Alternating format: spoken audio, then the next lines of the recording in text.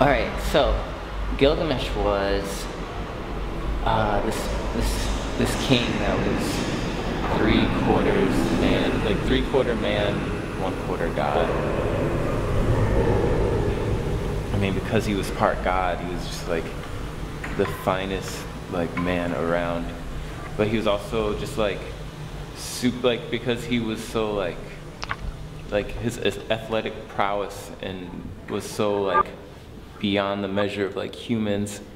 He just was like super full of himself, and he would just go around his kingdom flirting with everybody's daughters and wives.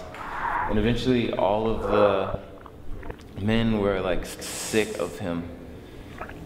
I mean, because they didn't want him flirting with their wives and daughters.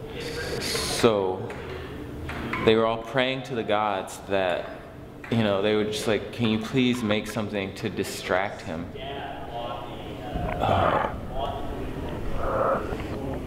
So that he would just quit it. Like they like make something that would just like get his attention away from our wives and daughters. So the gods came together and they decided to make someone that would be like his equal. So they make this man, this like wild man. That's the total opposite of Gilgamesh, who was like a warrior king who had like the best manners and was just like styling real hard. And then they made Enkidu. Enkidu was just like a wild, naked beast man who would just like, he lived by the river and he would drink from the river with the animals. And Gilgamesh,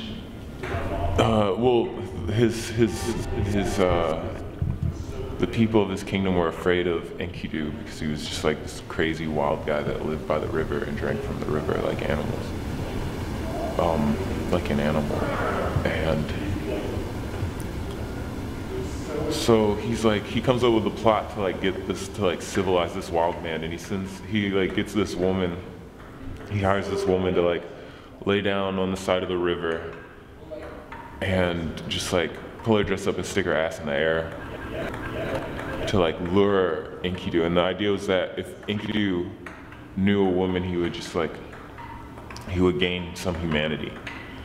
So he does that, and he does gain some humanity. He like learns how to talk through having sex with a woman, and then he goes into town, and him and Gilgamesh get into this huge fight. I feel like it like lasted like 3 days or something, but I don't actually know if that's what happened. And the way I imagine it is like the earth is like ripping apart like as they're like smashing each other's faces in, and like there's like lightning and thunder. And they're just like ripping apart their like Gilgamesh's kingdom. And then it's a draw. Like no one can best the other. Neither of them can best the other one. And then they have like a mutual respect, and they become friends. And like they went from like fighting each other to just like being friends. And that's like, and from there, they go on adventures together. And then one of like their main adventures when they went to a forest to kill the demon Mbaba. And they go to the forest because there's a demon there and nobody can chop down trees, I think that's like the issue. And they're gonna like kill the demon. And Enkidu is like poisoned by Mbaba. And I imagine it as like Gilgamesh, his best friend, his like equal, his like opposite, who he loves and respects, is like on the ground because he's paralyzed. He's on the ground and he's dying.